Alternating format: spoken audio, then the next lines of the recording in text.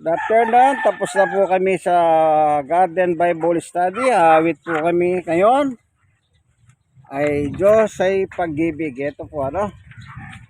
Yan. Mabuting bagay bago pumalawot sa Bible Study, umaawit. Pagkatapos ng Bible Study, kakanta na naman po kami tungkol pa sa kabutihan ng Diyos. Awitin natin po yung Diyos ay pag-ibig. 1, 2, 3.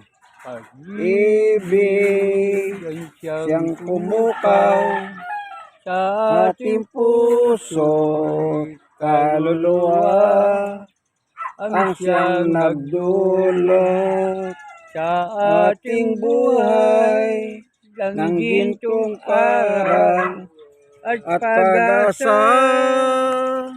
Pag-ibig ang siyang buklod natin, di mapapawi kailan pa man.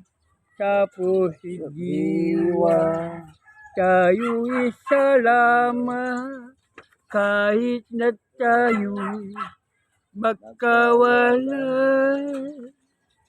Pagkat ang Diyos atin, Diyos ng pag-ibig, magmahalan tayo'y mag-ibigan. At kung tayo'y bigo, ay huwag limutin na may Diyos tayo nagmamahal.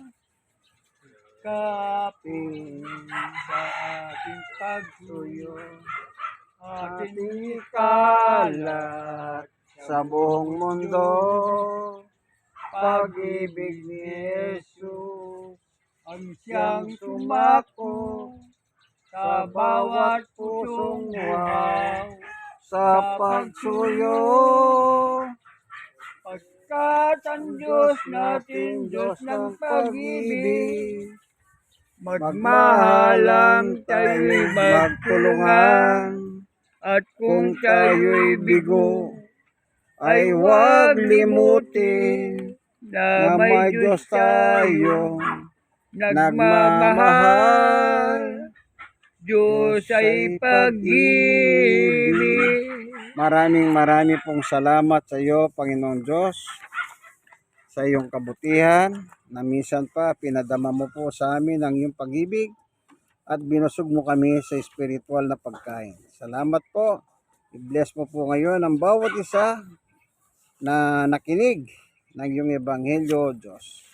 Ingatan mo po si Tatay Yogo, si Nanay Claring at si Sister. Ang kanila pong mga pamilya, wag mo po silang pababayaan, O Diyos. Kasi po, tanging ikaw lamang ang aming pag-asa, wala na pong iba.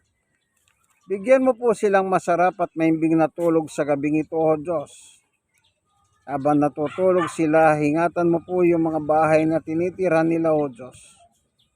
Ingatan mo po ang kanilang pamilya. Ingatan mo po yung kawad ng kuryente, kasi po, nagiging sanirin ng sunog ang mga yan. Maraming salamat po sa iyo, Panginoon Diyos, at gisingin mo po sila sa umaga na taglay ang buhay at lakas nagmula sa iyo. Salamat po, aming Diyos, sa ngalan ni Jesus.